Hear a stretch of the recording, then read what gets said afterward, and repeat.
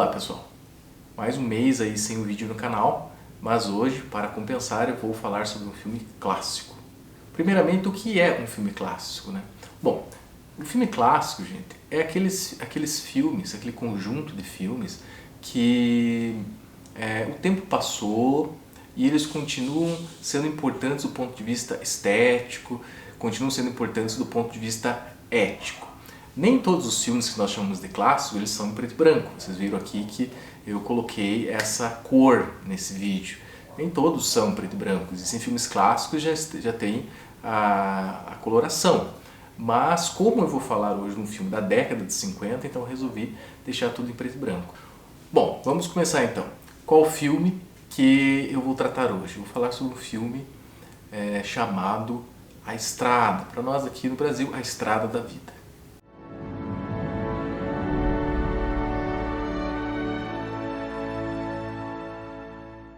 A Estrada da Vida é um filme de 1954 do diretor italiano Federico Fellini, um filme super premiado, um filme que ganhou muitos prêmios em vários festivais ao redor do mundo, um filme que ganhou o Oscar de filme estrangeiro, é um filme que tem uma importância dentro da cinematografia muito grande, principalmente porque ele está se desvinculando de um lugar muito específico, que era o lugar do neorrealismo italiano. Ele não renega as suas raízes, né, dentro de toda aquela escola, aquele movimento, mas ele vai tecendo um caminho próprio, por assim dizer.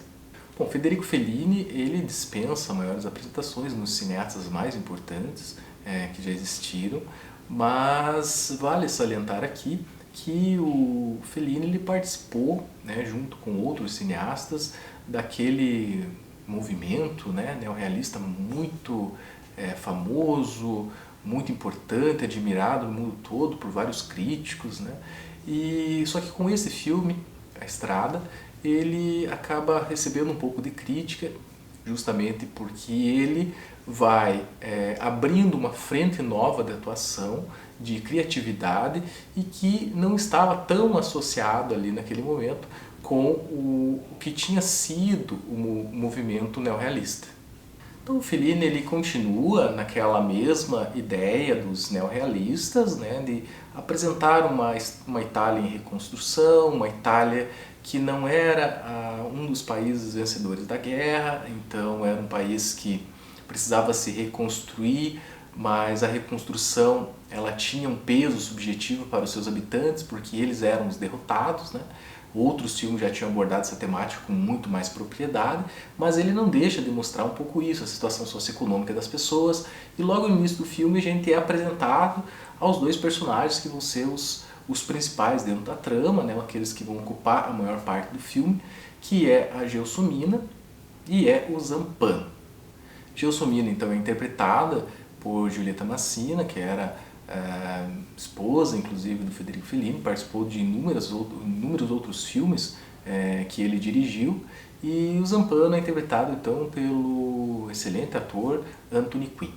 Para contar essa história, de certa forma, dos perdedores, o Federico Fellini aposta em tratar de um segmento específico de pessoas, então ele fala muito sobre artistas. O próprio Zampano começa o filme indo até a casa da mãe de Gelsomina, avisando a família então que Rosa, uma irmã da Gelsomina, tinha morrido, que era era assistente dele, né, nas suas tarefas. Ele é um artista itinerante, né? E ele então convida entre aspas, né, ele compra da sua mãe, a Gelsomina, por alguma quantia significativa de dinheiro para aquele contexto, para que ela pudesse então ajudá-lo, principalmente anunciando ele perante o público, né, que assistia e que participava das encenações dele. E ela meio que não está muito afim, entre aspas, né, porque ela também tem um interesse em ser artista, mas a mãe, justamente colocando essa questão socioeconômica, acaba então por liberá-la, e ela embarca em uma moto que tem um espaço de trás puxado onde eles dormem, né? E ela então, a partir dali, logo no começo do filme, embarca então com ele nessa jornada de artistas itinerantes. Bom, a performance artística dos dois também é bem diferente, né, de um para com o outro, né? O Zampano, ele usa mais a sua força física, né, para demonstrar essa força no seu show, né? Ele arrebenta uma corrente com as forças dos pulmões, né?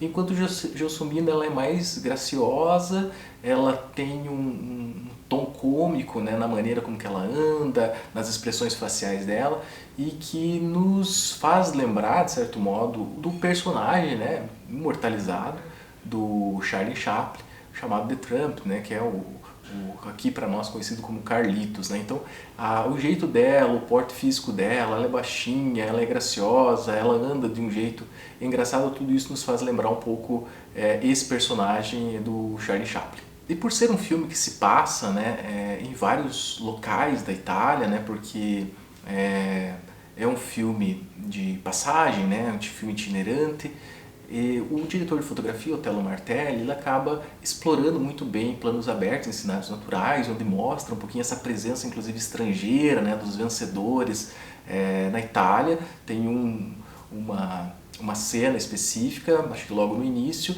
que aparece um emblema muito grande da Esso, né, atrás, né, da empresa, essa empresa americana, né, tão forte na época.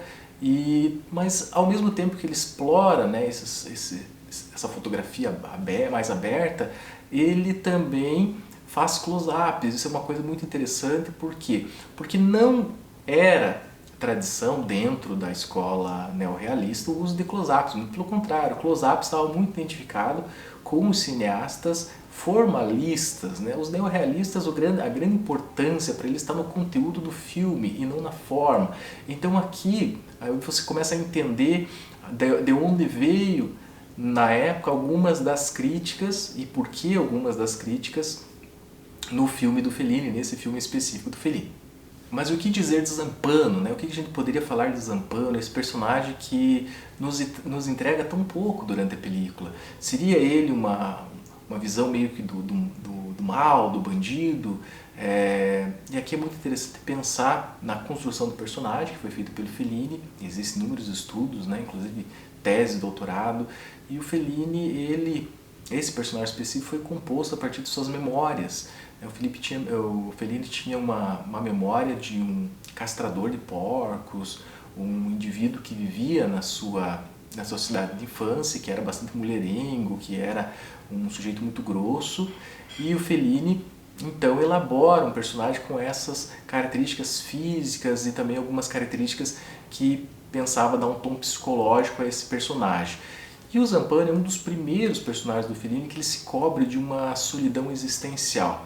Tanto é que em vários momentos do filme, Gelsomina faz perguntas para ele, quer saber de onde ele veio, por que ele tem aquele sotaque, pergunta isso, pergunta aquilo, e ele sempre dá uma resposta muito grossa, muito rude para ela, no sentido que ele não quer justamente entregar aos espectadores quem de fato ele é.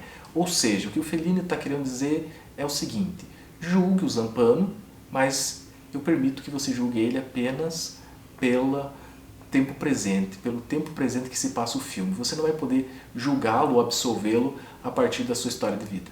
É muito interessante pensar que Gelsomina, ao ficar ao lado do Zampano, ela vai ganhando algumas habilidades artísticas, né? Um pouco a contragosto até dele, outras ele vai incentivando, mas a grande questão é que aquela moça que era uma moça diferente, inclusive a própria mãe dela fala, uma moça diferente que é a Rosa, ela vai realmente produzir uma obra artística e vai ganhar o imaginário popular.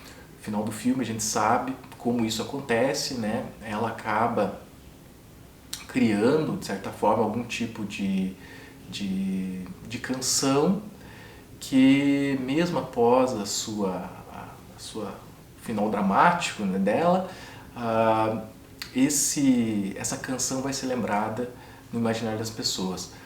E aqui, esse lirismo todo, é por ele que nos damos conta de que não estamos mais pisando o terreno do neorrealismo. Ou seja, aquele terreno do Antoni Rizzi, aquele personagem do Lamberto Mangiorani, que é do clássico filme também, que em breve eu quero fazer também aqui alguns comentários sobre ele, que é o filme Ladrões de Bicicleta, né, considerado pelo crítico francês André Bazin como o mais revolucionário do cinema do neorrealismo italiano, né, um filme do Vittorio De Sica.